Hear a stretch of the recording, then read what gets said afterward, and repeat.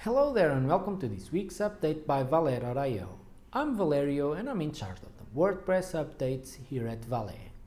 We're on a mission to help bring clarity to the mysteries of website health.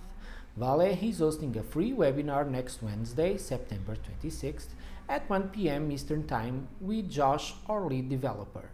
We'll talk about specific advices on where to look for speed issues and how to keep your website fast. We'll share awesome tips from entry-level users to pro users. Register on the link in the description below. CodeInWP released an article by calling Newcomer with analysis of the best WordPress security plugins, putting face-to-face security, WordPress, and malware. They all have its advantages. Make sure to check the blog post in the description to learn the ins and outs of these plugins. 2020, the new default theme for WordPress that will be released on November 12th, the target date for WordPress 5.3 release, is designed with Gutenberg use in mind and support numerous features like automatic feed links, HTML5 elements, content width, galleries, and so much more.